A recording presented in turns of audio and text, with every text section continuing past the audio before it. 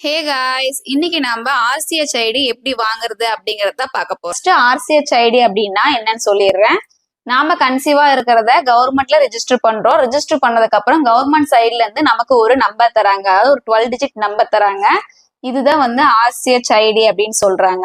இது நாம நம்மளோட பிரெக்னன்சில கன்ஃபார்ம் வாங்கியே ஆகணுமா அப்படின்னா கன்ஃபார்ம் வாங்கணும். ஏன்னா இது இருந்தாதான் நம்மளுடைய 3rd மந்த் ஸ்கேனான என்டி ஸ்கேனே பண்றாங்க.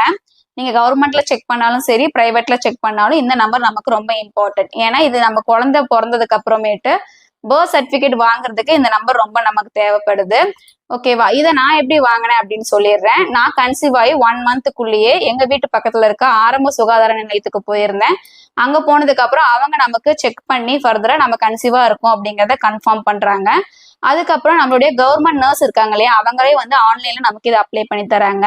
ஹஸ்பண்ட் ஒய்ஃப் 2 பேர்த்தோடைய ஆதார் ஜெராக்ஸ் கேட்கறாங்க, பிளஸ் வந்து ஒரு அட்ரஸ் ப்ரூஃப் கேட்கறாங்க. அதுக்கப்புறமேட்டு நம்மளுடைய ஆதார் நம்பருக்கு ஓடிபி வருது, ஆதார்ல இருக்க போன் நம்பருக்கு ஓடிபி வருது. அதை நம்ம அவங்களுக்கு ஷேர் பண்ணோம் அப்படின்னா இந்த ஆர்சிஹெச் ஐடி கிரியேட் ஆயிடுது. ஓகேவா? நீங்களும் யாராவது கன்சீவா இருக்கீங்க அப்படின்னா வித்தின் 3 மந்த்ஸ்க்குள்ள இந்த ஆர்சிஹெச் ஐடியை கன்ஃபார்ம் வாங்கிடுங்க. இதை பத்தின இன்ஃபர்மேஷன் உங்களுக்கு வேற ஏதாவது தேவைப்படுது அப்படின்னா கமெண்ட்ல மென்ஷன் பண்ணுங்க, நான் உங்களுக்கு சொல்றேன். ஓகே, பாய்.